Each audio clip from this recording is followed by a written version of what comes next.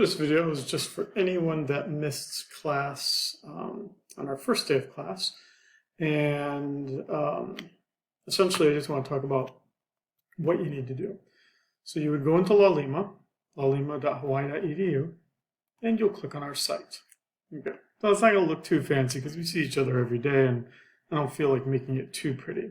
But what we covered on the first day was we talked about the syllabus, which you can read right here. So I'll let you kind of read that.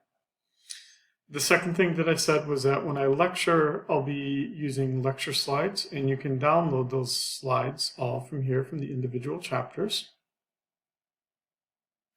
The third thing that I said was that I'm required to do a participation verification. We have 150 people in our class though, so the only way that makes sense of how to do it would be is that you do this here under weekly engagement, that you click on the week one. And all that I ask you to do is introduce yourself. I will read them all, so just give me as little or as much information as you want. If you don't want to give me a lot, that's fine. Then don't write a lot. But this is important to do this week, this first week of class, because I am required to submit the names of people who did not participate, meaning you did not do this, and then they automatically disenroll you from the class. So even if you're coming to class or you're doing other things for this class, if you don't fill this out, the system thinks that you're not engaged in the class, and then they disenroll you. And then we have to follow like a whole process to try to get you re-enrolled, and people are grumpy. Just fill it out. Even if you just write a single period, that's actually good enough for me to show that you're participating.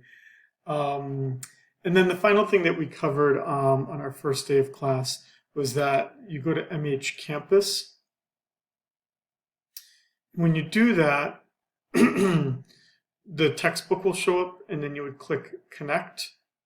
It might ask you to register if you've never used McGraw-Hill, which is the name of the publisher of our book. It might ask you to register the first time, but this should be the book that you see.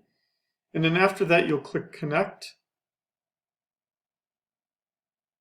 And our class shows up, or should show up at least.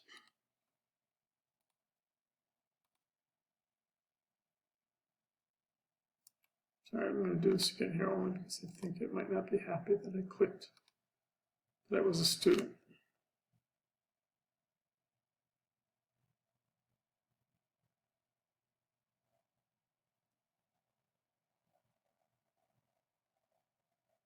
Possibly.